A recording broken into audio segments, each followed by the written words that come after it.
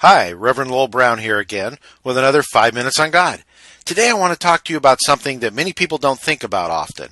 I want to do this to get you to think about it, not to fault you or lecture you. I just want to open your awareness on the subject, and the subject is your center. Most people in this world have made a choice about where their center is located. They had two choices. One is in the world, the other is inside themselves. Before we move on here, let me explain what I mean by center. In the simplest definition, it's where you look for your answers, where you go to contemplate decisions and set your attitudes about your life. We all do this. So where's your center? Where's your center of thought, decisions, and attitudes? In the external world, where opinions are group opinions and popular opinion holds sway? More specifically, do you tend to follow the current consensus in the world? That is what I mean by placing your center in the world. Or do you look inward, to your learnings and your understandings, to make your decisions and set your attitudes? That is what I call your center, your inward focus. Each of these centers has its advantages and disadvantages. If you have chosen yourself as your center, you are less likely to swing with the crowd, yet you are limited by what wisdom and knowledge you have attained to this point in your life. If your center lies in the external world, then your knowledge amount expands exponentially, yet your decisions have no convictions or stability. You've seen how often public opinion changes. It could be called fickle. So what do?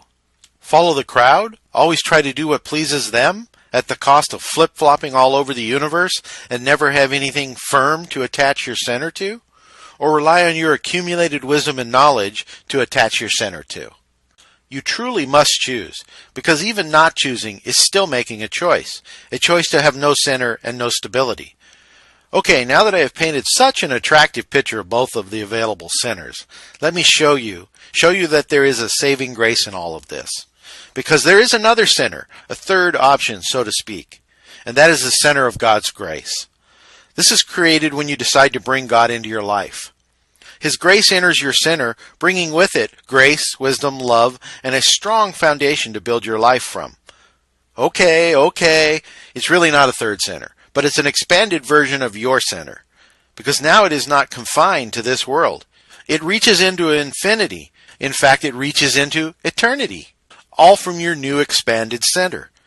So what would you like to be attached to? This world and its whims, or the expanded version of your center in God's grace? Creating a cornerstone for your life. In 1 Peter 2-6, God tells us that He has placed a cornerstone for us, chosen in great honor, and that anyone who trusts in Him will never be disgraced.